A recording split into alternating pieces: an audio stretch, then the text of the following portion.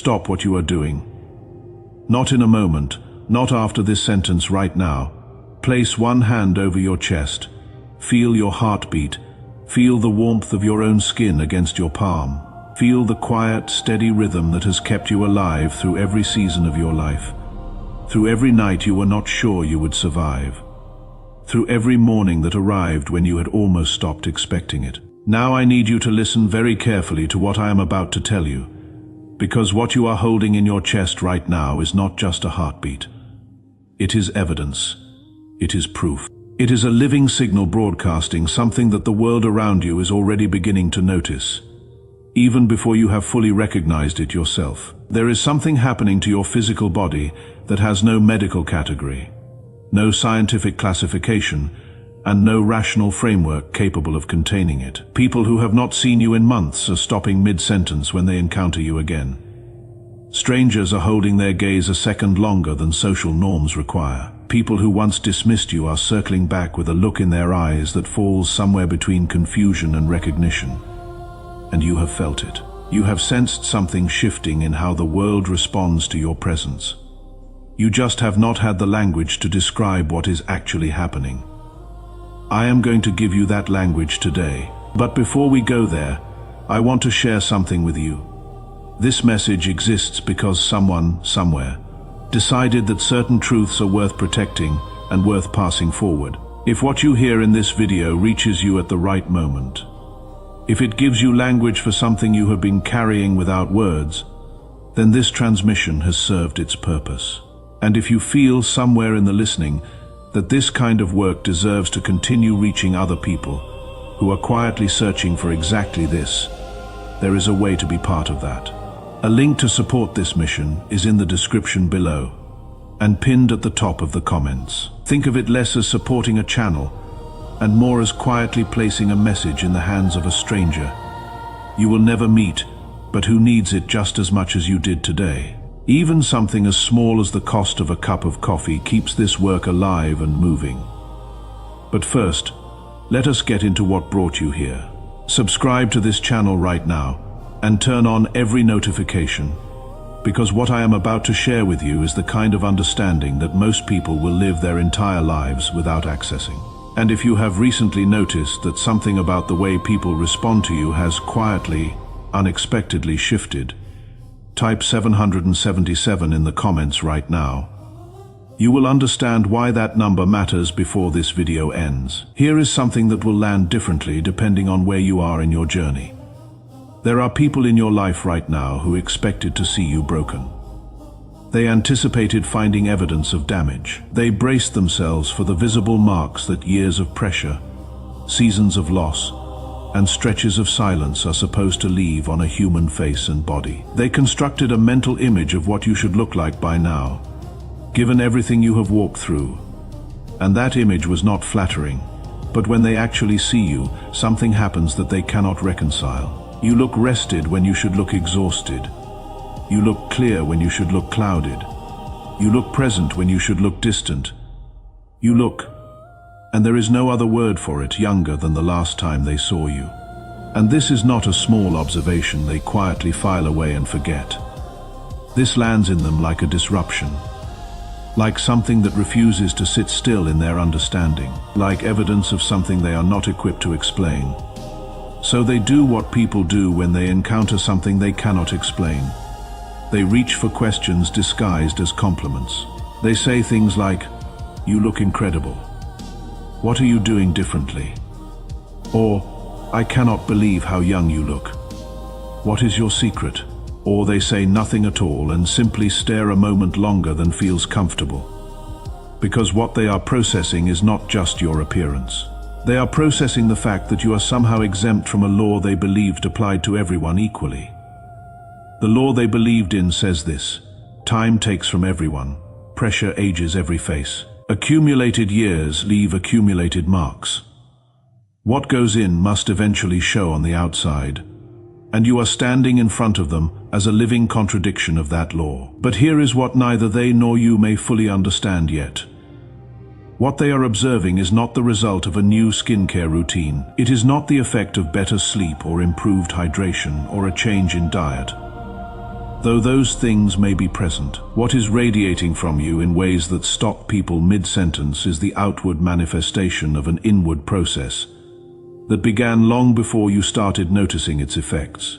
A process that has been building in silence, accumulating momentum, and is only now reaching the level of visibility where the people around you can no longer miss it. This process has a name, and understanding that name changes everything about how you move through the world from this point forward. I want to tell you about a woman named Sarah. She was 43 years old and sitting across from her college roommate at a coffee shop after 11 years without seeing each other. Her roommate had prepared herself emotionally for this reunion. She knew what Sarah had been through. The marriage that ended without warning. The years of rebuilding a life from fragments. The financial collapse that came immediately after. The kind that forces you to relearn the meaning of starting over. The grief that arrived in layers, one loss stacked quietly on top of another. Her roommate had prepared to be kind about how Sarah looked. But when Sarah sat down across from her, her roommate actually stopped breathing for a moment, because the woman sitting in front of her did not look like someone who had survived all of that. She looked like someone who had been renewed by it.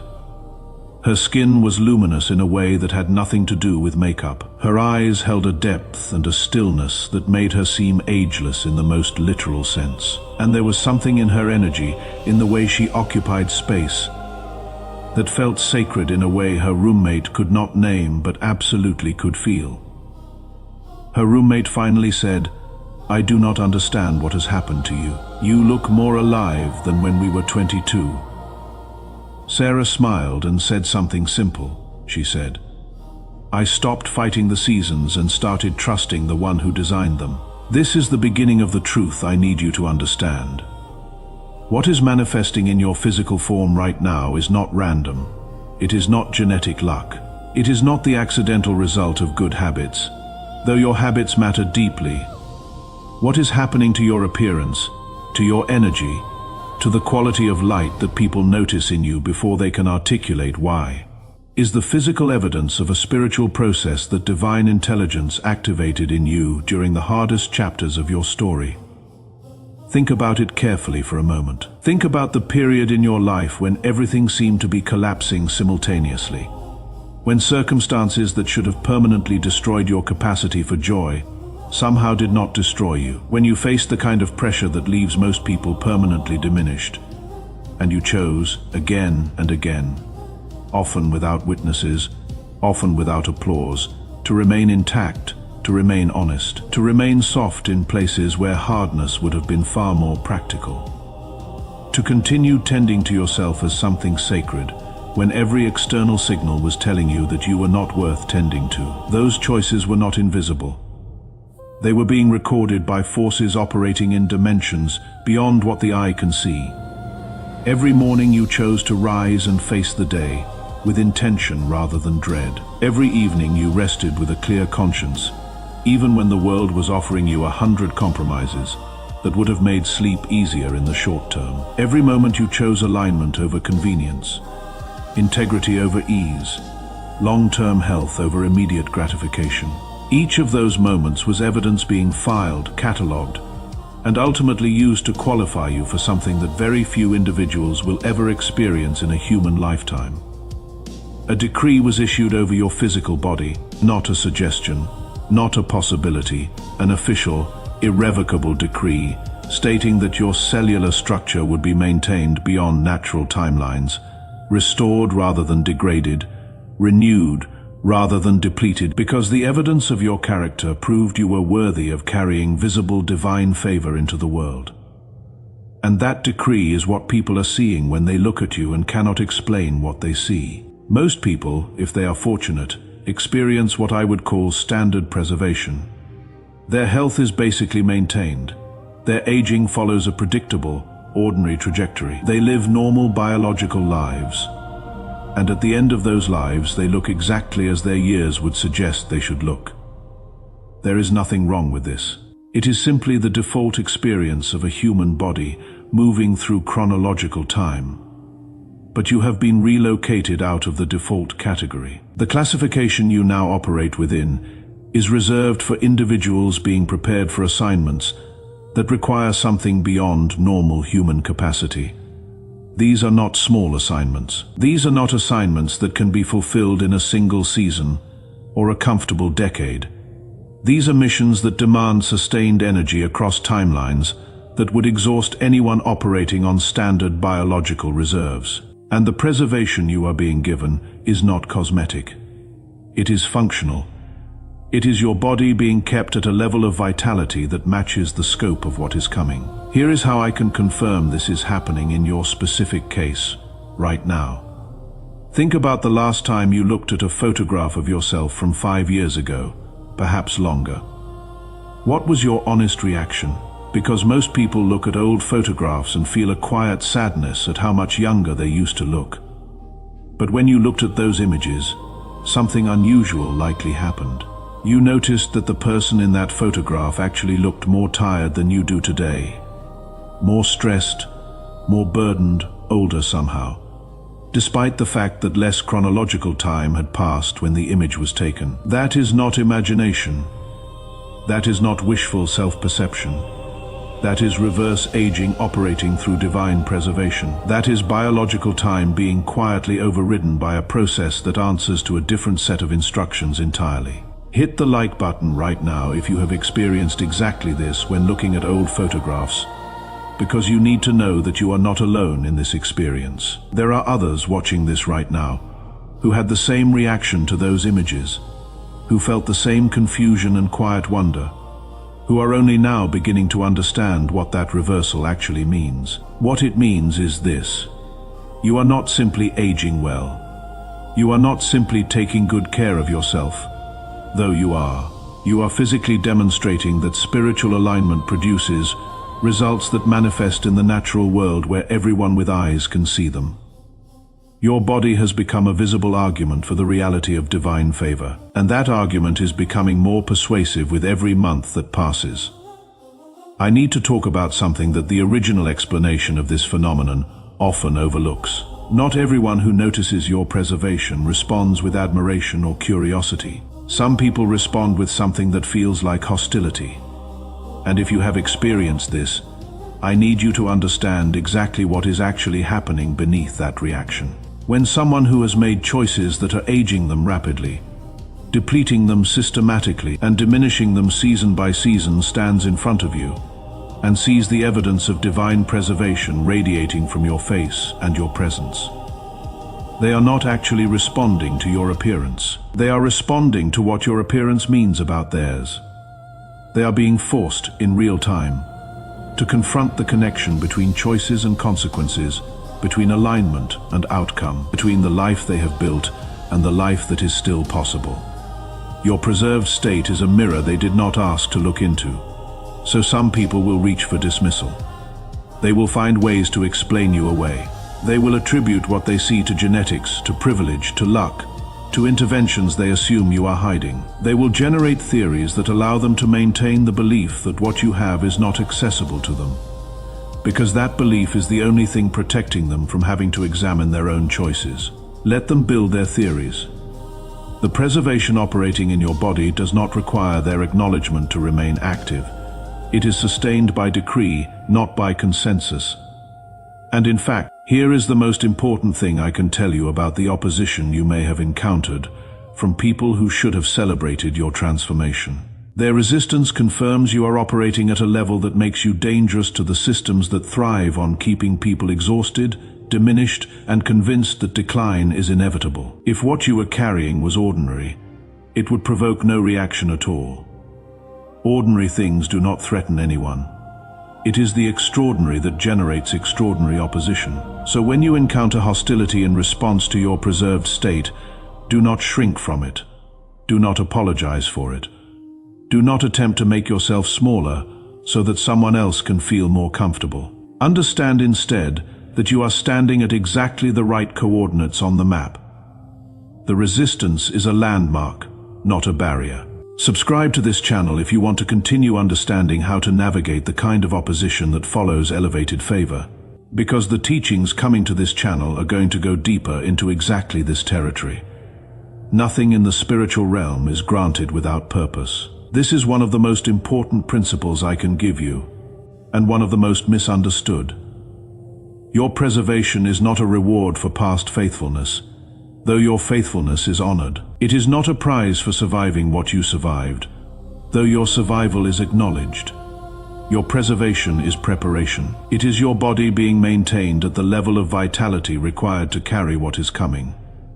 And what is coming is significantly larger than where you currently stand in your story. The assignments ahead of you require sustained energy across timeframes that would exhaust normal biological capacity. The work that has been designated for your hands demands a level of presence, clarity, and physical endurance that cannot be manufactured from a body that has been depleted by ordinary aging. This is why your body is being kept outside of ordinary timelines.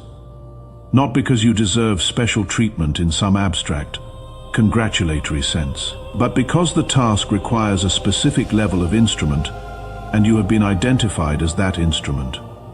And this changes something fundamental about your responsibility going forward. You are no longer a private individual whose choices affect only your own experience. Your preservation has made you a public reference point. Every person who watches you and cannot explain what they see is standing at a doorway. Some of them are standing at the doorway to a spiritual understanding they have never permitted themselves to explore. Some are standing at the doorway to a decision they have been postponing for years. Some are standing at the doorway to hope. The fragile and specific kind of hope that can only be activated by seeing, with physical eyes, evidence that another way of living is actually possible. You are that evidence. This means the way you handle success will be watched by people who are deciding whether favor makes human beings arrogant or humble. The way you treat people who cannot benefit, you will be studied by minds evaluating whether divine alignment produces generosity or selfishness. The way you respond in moments of genuine challenge will be analyzed by hearts that need to know whether spiritual backing produces strength or fragility. You cannot afford carelessness with your conduct, not because you will lose your preservation if you make mistakes, because grace is not that brittle, but because there are people watching you as living evidence. And if your character contradicts your preservation, you will damage something in them that matters far more than your reputation. You will damage their belief in the possibility of a different kind of life. But I want to be clear about something. You will not fail in this responsibility. The same power that maintains your appearance also equips your character. The same intelligence that keeps your face radiating beyond its years also strengthens your judgment and deepens your wisdom. You are not being set up to carry more than you can bear. You are being set up to discover that you can bear far more than you previously believed, and that the bearing of it will not destroy you. It will complete you. Now I need to tell you something about the timeline you are operating on, because this is where the information shifts from explanation into prophecy. Your preservation is not a static condition. It is a progressive transformation that is building momentum with every season that passes. Each month, the gap between how old you are and how old you appear is widening. Each year, the divergence between the life your body has lived and the evidence visible on your face is becoming more pronounced. This is not a slow drift, this is an acceleration, and it is heading toward a specific threshold. There is a point coming in your near future, and I am speaking of months, not decades, when the preservation will reach a level of visibility that eliminates the possibility of rational explanation. When that threshold is crossed, when that manifestation becomes complete, the people who have been quietly building theories about why you look the way you look will find that every theory they constructed has collapsed under the weight of what they are seeing. They will look at you, and there will be no logical explanation accessible to them. They will observe your condition, and there will be no medical framework that accounts for it. They will witness your state, and there will be no treatment or intervention or genetic narrative they can point to as the cause. And in that moment, they will have to make a choice. They will either acknowledge that spiritual reality operates in ways that produce physical, measurable, undeniable results, or they will retreat deeper into a denial that requires them to work harder and harder to ignore the evidence standing directly in front of them. Either way, your preservation does not require their choice to continue intensifying. It is already in motion. It already has momentum. It is already on its way to the threshold where argument against it becomes impossible. Here is the sign that this threshold is approaching in your specific life. Within the next 72 hours, you will have an interaction or an encounter. It may be brief. It may seem small. It may come from the most unexpected source, where someone communicates to you, directly or indirectly, that something about your presence has landed in them in a way they were not prepared for. They may struggle to articulate it. They may express it clumsily, but the communication will carry a quality that you will recognize as something beyond ordinary compliment or casual observation. You will feel it land in your chest as confirmation. And when that happens, you will know that this transmission reached you at exactly the right moment in your story. If you are already sensing that threshold approaching in your life, type 777 in the comments right now. Your declaration activates the frequency of what you are agreeing with. I want to return to Sarah for a moment. After that coffee shop reunion, her college roommate went home and sat in her car for a long time before driving. She did not know exactly what she was feeling. It was not jealousy, though there was something adjacent to that in the neighborhood. It was something more like grief. The grief of someone who has lived for years inside a story that told her certain things were simply not available to her, and who just spent 2 hours sitting across from living evidence that the story was not true. 2 weeks later, she reached out to Sarah with a very different kind of message. It was not the message of someone comparing herself to another woman. It was the message of someone who had been quietly dismantled and was now carefully reaching towards something they had almost stopped believing in. She said, "I do not know what you have found, but I am ready to start looking for it. This is what your preserved appearance does in the world. It does not compete with people. It does not diminish people. It disrupts the false stories that are keeping people trapped inside diminished versions of their own possibility. And that disruption is one of the most powerful and necessary functions a human being can serve. You are already serving it simply by existing in your current state. But the fullness of your assignment extends beyond the passive testimony of your appearance. You were preserved because you have something specific to carry forward into the world. Something that only you can carry in the exact way that you will carry it, through your particular combination of experience and resilience and perspective and voice. And the preservation of your physical body is the vehicle that will give you the time and the energy and the sustained presence required to carry it all the way to its intended destination. The best version of you is not behind you. It is not even where you currently stand. It is in the territory ahead of you, approaching faster than you think, nearer than you imagine, closer than the most optimistic version of your own projections. And it is arriving in a body that is being prepared to match the magnitude of what it is being asked to carry. Your current preservation, as remarkable as the people around you already find it, is only the preview. The fullness of what you will become when you are operating inside the complete expression of your divine purpose will be so evidently different from ordinary human experience that it will stop being a question of whether something supernatural is operating in your life and become instead a question of how others can begin to access what you carry. Get ready. Not because something is coming to frighten you, but because something is coming to fulfill you. Not because preparation requires anxiety, but because preparation requires presence. Stay in the days you are living. Stay faithful to the choices that activated this preservation in the first place. Stay soft where the world is trying to harden you. Stay clear where the world is trying to confuse you. Stay open where the world is trying to close you, because everything you have walked through brought you to this specific moment, to this specific video, to this specific understanding, and that alignment is not accidental. Before you leave, take this with you. You are not aging like everyone else because you were not designed to. The vitality and light people notice in you is not luck. It is the result of your private faithfulness being recognized by divine intelligence. You are preserved not because you are perfect, but because you are trustworthy. That preservation is permanent, irrevocable, and your full manifestation is inevitable. If this video reached you at the right moment, consider supporting this mission through the link in the description or pinned comment. Even something as small as a cup of coffee keeps these messages moving toward the person who is lying awake tonight questioning their worth. You will never meet them, but helping this work reach them is something real and meaningful. If that does not feel right for you, that is perfectly fine. Your presence here already matters. Hit the like button to help this content reach others who are searching for exactly this. Leave a comment sharing what shifted in you today, because your words will speak to someone who needs them. Subscribe and turn on all notifications to continue going deeper into what it means to walk in visible divine favor. Share this video with someone who needs the language for what they are already experiencing.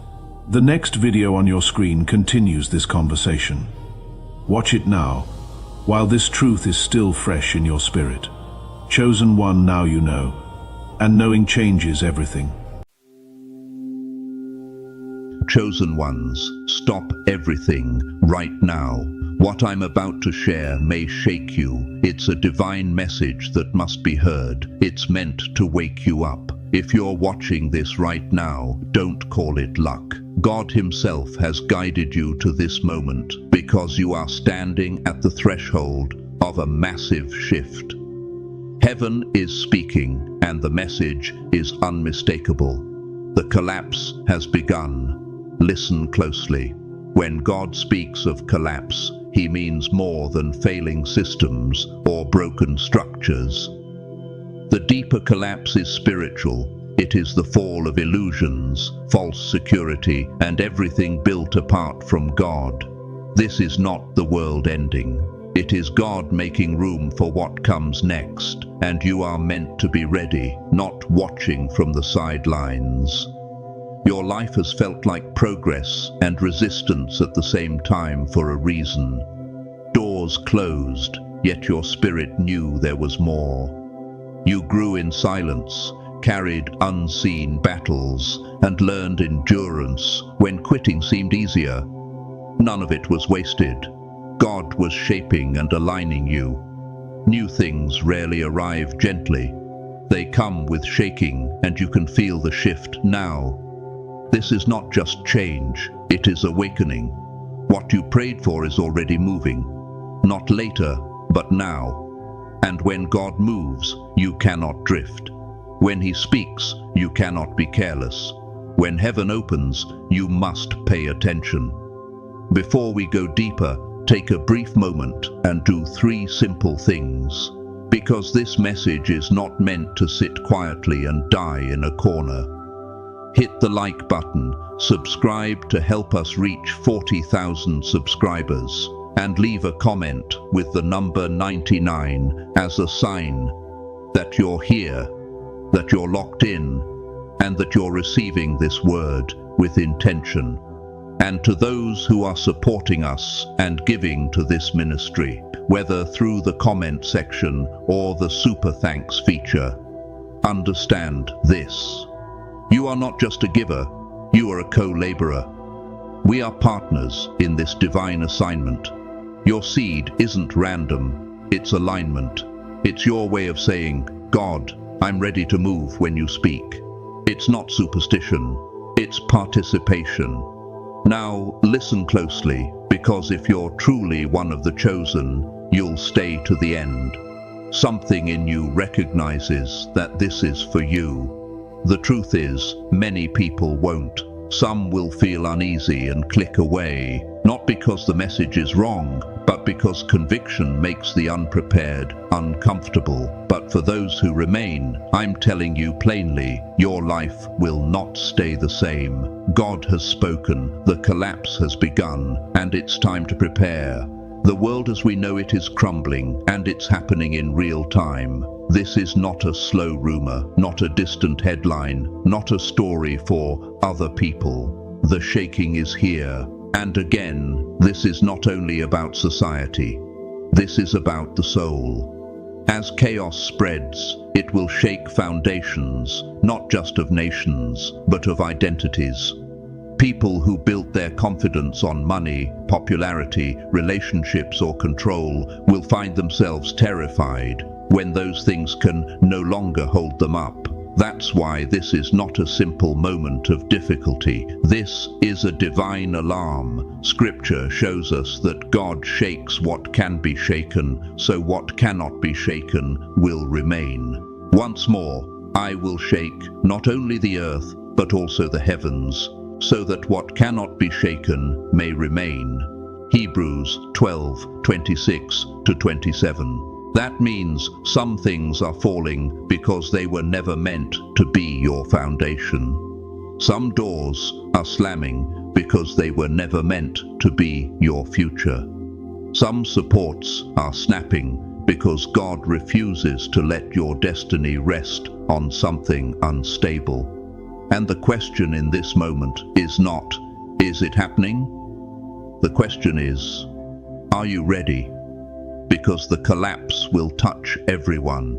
It will shake nations and households alike. Some will deny it, some will mock it. Some will keep distracting themselves, laughing louder to avoid hearing the cracking beneath their feet. But within the chaos, there is a promise for the chosen ones, protection, guidance, and purpose. Not because you are better than anyone, but because you belong to God and you are willing to be led by Him. Still, do not misunderstand what divine protection means. Protection does not mean you will feel nothing. It does not mean you will never face pressure. It means you will not be destroyed by what destroys others. It means you will not lose your mind in the storm. It means you will be covered even when everything is shaking.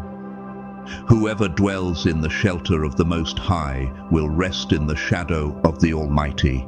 He is my refuge and my fortress. Psalm 91, 1-2. That refuge is real, but it's not a decorative promise. It's a place you live from, a place you return to daily, a place you abide. And with this protection comes responsibility. Stand firm. Hold your ground. Refuse to be swept away by fear. Refuse to follow the false promises of human leaders and human systems. This collapse will not simply change your routine. It will expose hearts. It will reveal what people truly worship. Many will lose their way, chasing comfort, clinging to whoever speaks the smoothest words, whoever offers the fastest fix, whoever claims they can restore normal. But the chosen ones are called to a higher purpose and a deeper faith, because this season will test loyalty like never before.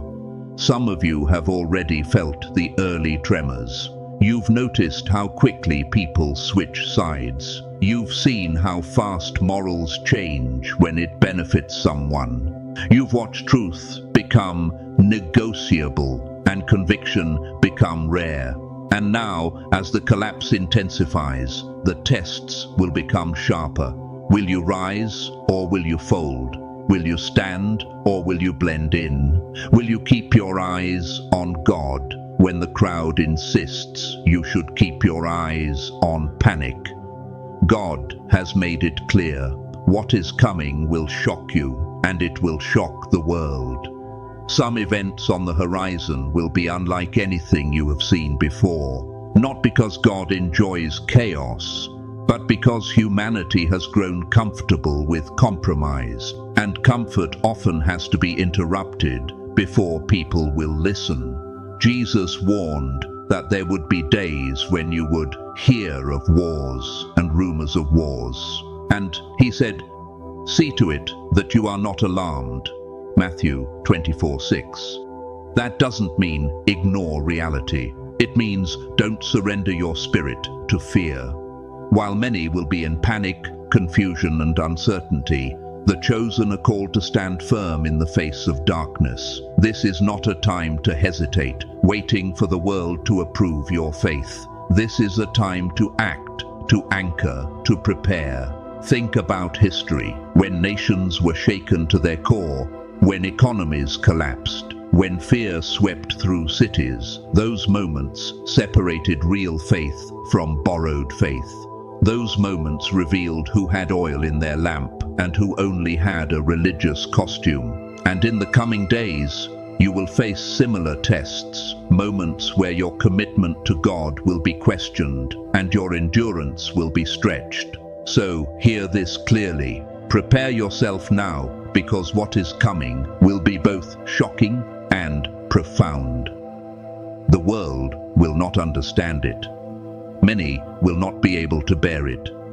But those who are prepared, those who trust God's plan, will carry peace into the storm.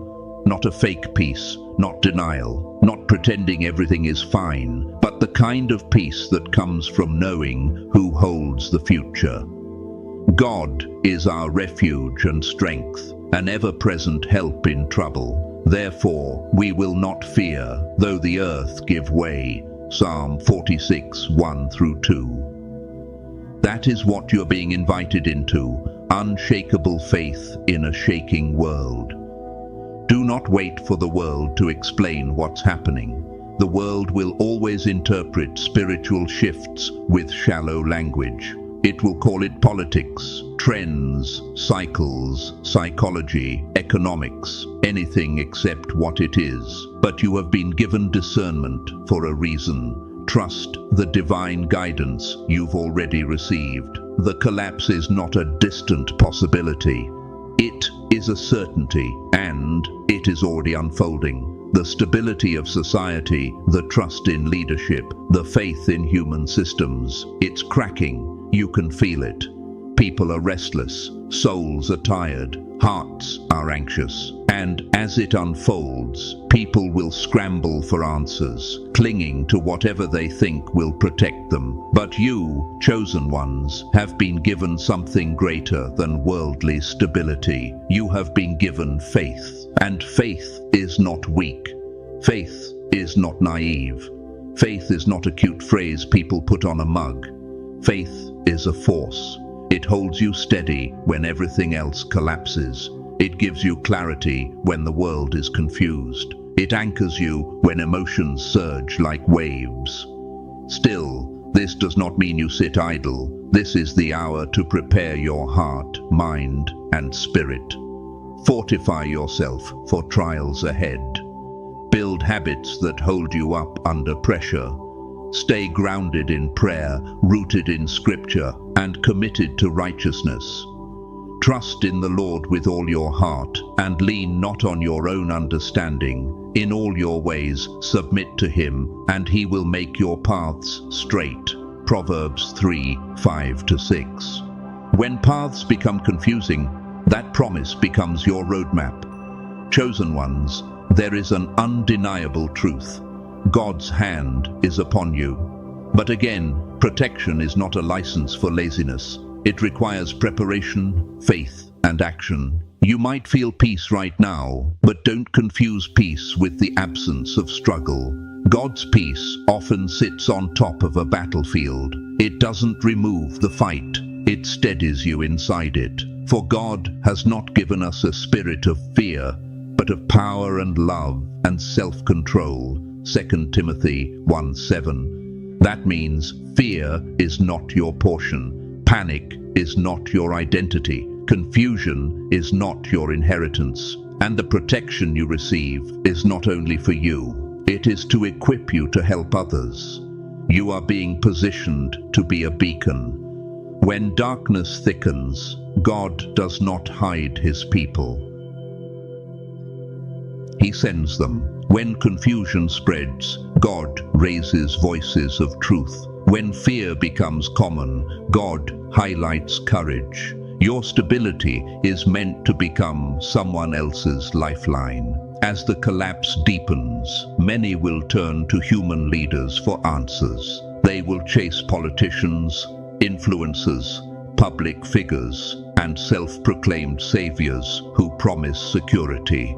And yes, it will be tempting because human voices are loud and constant, and fear makes people desperate. But hear God's warning. Do not put any human voice above him. Human leaders are limited. Human wisdom breaks under pressure. Human promises fade with time. But God is eternal. This is why you must keep your eyes on God, even when the world seems to be falling apart. This collapse will expose the fragility of worldly power and remind everyone that only God's kingdom stands forever. When people shout opinions, seek God's counsel. When the world says, hurry, God often says, be still. When the crowd says, compromise, God says, stand firm. When the world offers quick comfort, God offers lasting truth. And yes, you will be tested. The chosen ones are facing a test that challenges the core of belief. In uncertainty, doubt will knock loudly. The temptation to follow the crowd will feel strong, especially when the crowd looks confident. People will ask, why do you keep believing? Some will ask with curiosity, some with mockery, some with anger. But you must be ready to answer with quiet strength, not arrogance. My faith is in God, not in the shifting promises of the world. There will be moments that push you to the brink. People will question your convictions. They will label your faith. They will try to shame you for trusting God. Some will even attempt to lure you into compromise with the promise of comfort or acceptance. But remember this, trials refine faith. The testing of your faith produces perseverance. James 1:3. What you survive with integrity becomes evidence that God is real. As the collapse continues, anti-God movements will grow louder. Forces will rise that undermine faith, mock holiness, and challenge God's authority. They will speak with confidence. They will present themselves as enlightened. They will try to persuade believers that faith is outdated, that scripture is optional, that truth is whatever society decides. And some people, wanting to fit in, will agree. But you must remember, this is not new. In every generation, there have been voices that tried to pull people away from God. These movements will use logic and worldly wisdom to make their case, but logic without humility can become a weapon of pride. The truth of God does not bend to trends. The truth of God is eternal, so do not let the voices of the world drown out the voice of God. Stay connected to Scripture. Stay active in prayer. Stay accountable. Stay humble. Stay alert. Be alert and of sober mind. Your enemy, the devil, prowls around like a roaring lion, looking for someone to devour. Resist him, standing firm in the faith. 1 Peter 5:8-9. The roaring is meant to intimidate you. Don't confuse noise with power. And then there is this. The shift is coming, and it will be instant. One moment things will look like they're holding together, and the next moment everything will change. What people assumed was stable will crumble, and what truly matters will stand exposed in plain view. Many will be shocked, unsure where to turn, scrambling to regain control. But for those prepared, that moment will not be the end. It will be a rise. It will be clarity. It will be a chance to shine brighter, because you will have built your life on something real. Values will be questioned. Norms will be overturned. Comfort will be interrupted. And the collapse will bring a new reality that forces difficult decisions. Will you stand firm, or will you be swept away? This is why I'm telling you now, with urgency and love. Get your heart right with God now. Forgive quickly, repent sincerely, let go of hidden sin, break agreement with compromise. Clean your spiritual house, not in shame, but in freedom, because you're preparing for a holy assignment. The days ahead will be dark.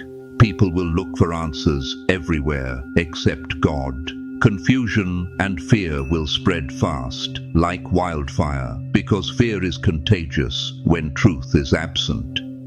And in those days, you may feel isolated, like no one understands why you won't bend, why you won't panic, why you won't join the crowd in whatever new belief is trending. But you are not alone. God has always preserved a remnant. God has always strengthened his people in secret before using them in public. Even in the deepest darkness, God's light shines, and you are called to carry it. You are the light of the world. Let your light shine before others, that they may see your good deeds and glorify your Father in heaven. Matthew 5:14-16. That is not a metaphor meant for quiet days.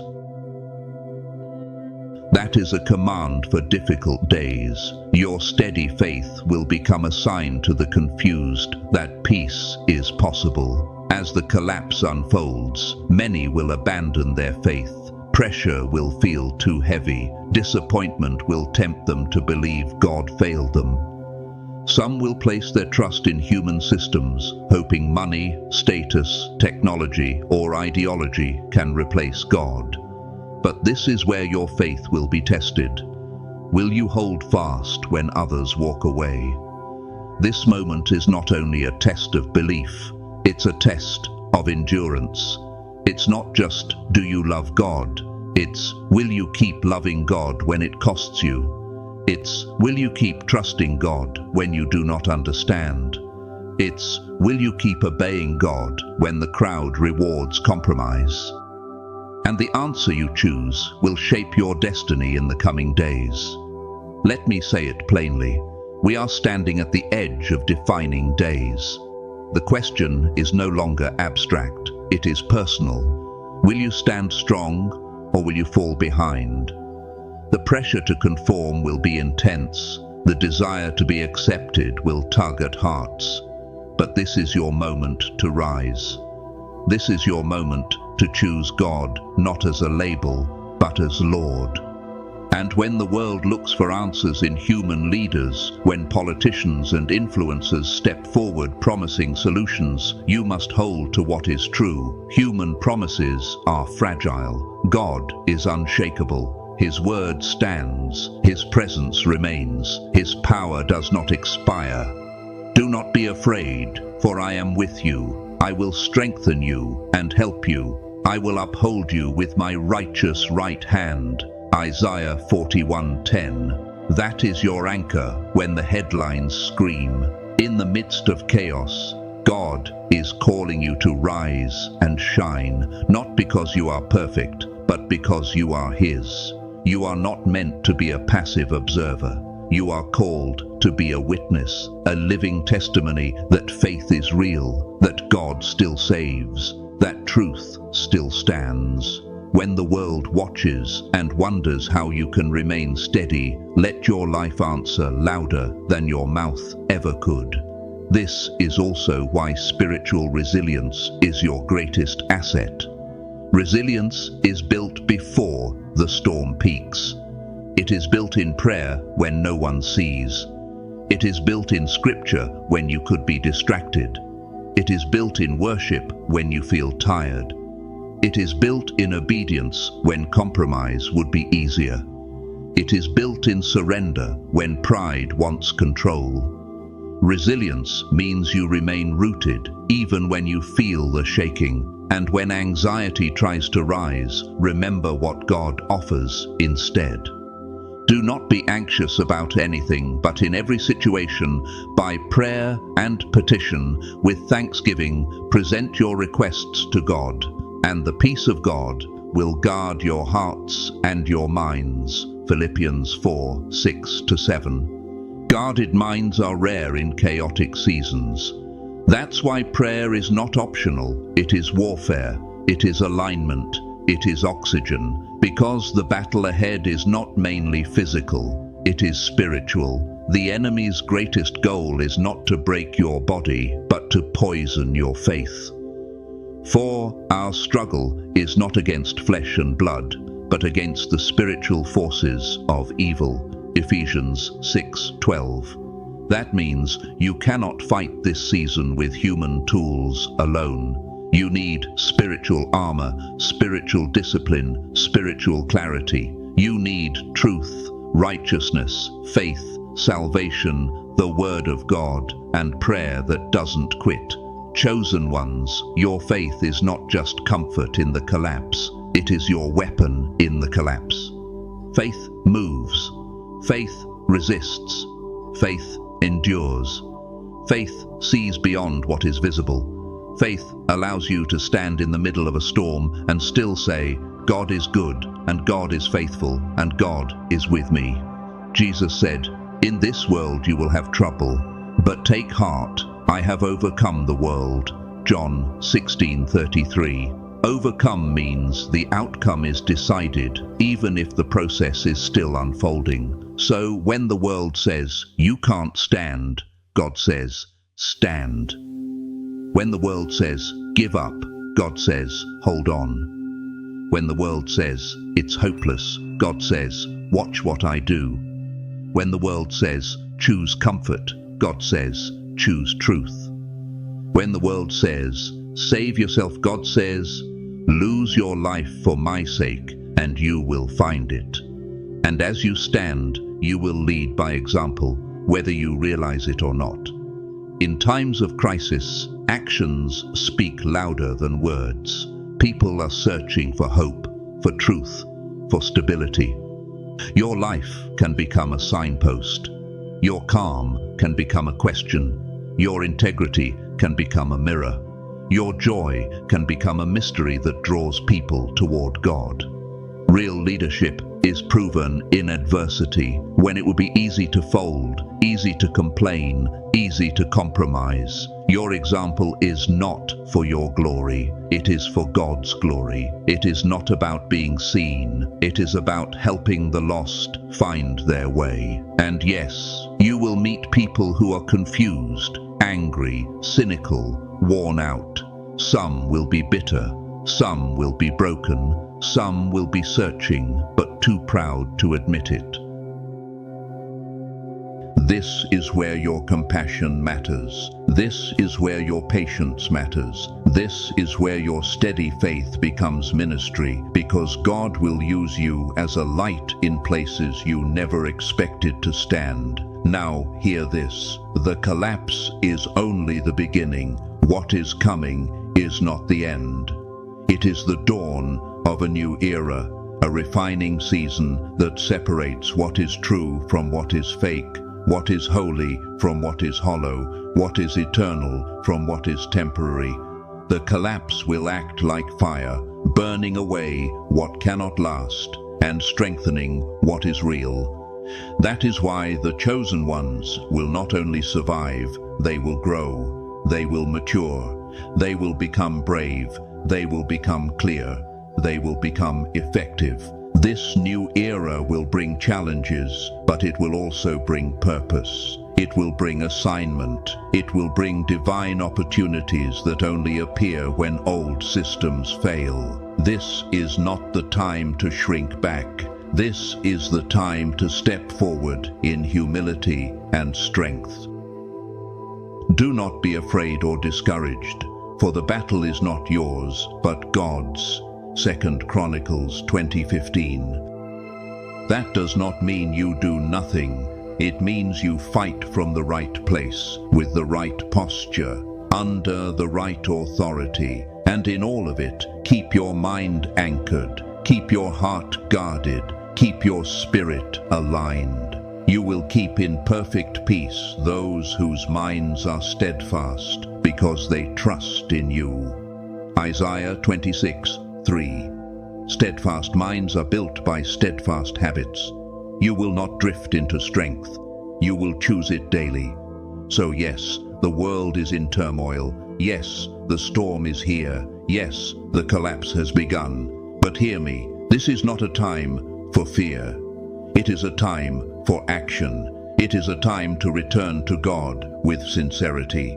It is a time to deepen your roots. It is a time to sharpen your discernment. It is a time to strengthen your prayer life. It is a time to rebuild your foundation on truth. It is a time to stay ready. In the coming days, many will falter, many will fall, many will abandon their faith because they built their belief on comfort instead of conviction. But you have been chosen to remain. You have been called to endure. You have been set apart to carry light when others only carry panic.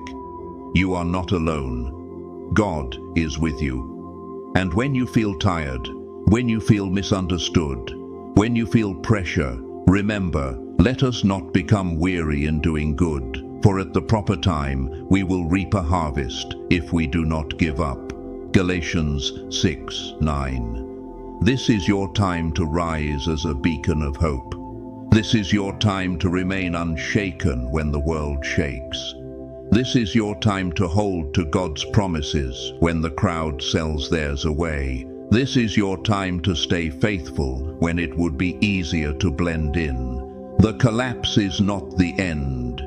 It is the beginning of something greater. It is the beginning of exposure, yes, but also the beginning of awakening. It is the beginning of shaking, yes, but also the beginning of building. It is the beginning of pruning, yes, but also the beginning of fruit. So keep your eyes on God, keep your heart clean, keep your mind steady, keep your faith strong. And if you've stayed to this point, let it be a sign to you, your spirit was built for this season. You were not called to collapse with the collapsing world.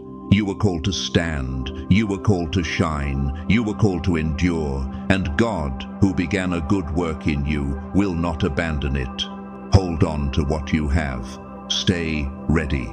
Stay alert. Stay close to God. I am coming soon. Hold on to what you have, so that no one will take your crown. Revelation 3:11. The storm may roar, but your foundation can remain. The collapse may deepen, but your faith can rise. The world may shake, but the chosen ones will stand, not because they are strong on their own, but because God is faithful, and He will carry you through.